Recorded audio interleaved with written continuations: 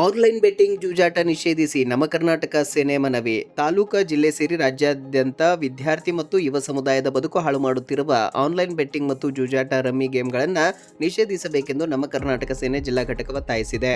ಈ ಕುರಿತು ಪಟ್ಟಣದ ತಹಸೀಲ್ ಕಚೇರಿಯಲ್ಲಿ ನಮ್ಮ ಕರ್ನಾಟಕ ಸೇನೆ ಜಿಲ್ಲಾಧ್ಯಕ್ಷ ಗಣೇಶ್ ಪಾಟೀಲ್ ನೇತೃತ್ವದಲ್ಲಿ ಪದಾಧಿಕಾರಿಗಳು ತಹಸೀಲ್ದಾರ್ ಮೂಲಕ ರಾಜ್ಯದ ಮುಖ್ಯಮಂತ್ರಿಗಳಿಗೆ ಮನವಿ ಸಲ್ಲಿಸಿದರು. ರಾಜ್ಯದಲ್ಲಿ ಆನ್ಲೈನ್ ಬೆಟ್ಟಿಂಗ್ ಜೂಜಾಟ ಜಾರಿಯಲ್ಲಿರುವುದರಿಂದ ವಿದ್ಯಾರ್ಥಿಗಳು ಯುವಕರು ದಾರಿ ತಪ್ಪುತ್ತಿದ್ದಾರೆ.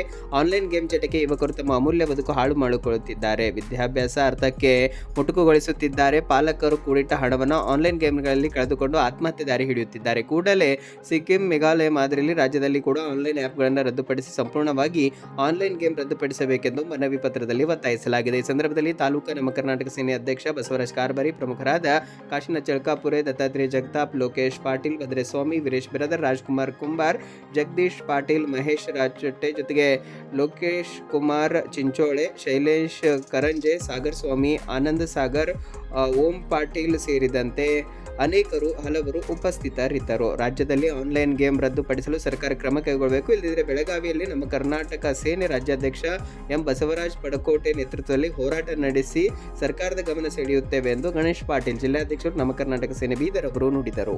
ಆನ್ಲೈನ್ ಮೊಬೈಲ್ ಆ್ಯಪ್ ಮತ್ತೆ ರಮ್ಮಿ ಬೆಟ್ಟಿಂಗ್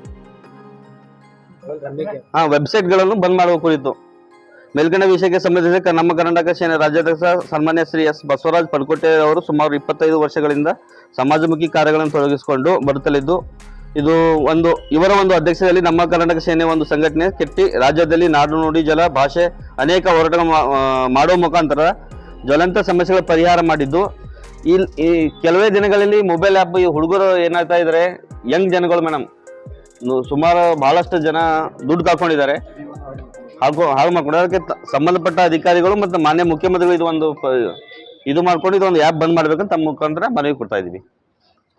ಬರೀ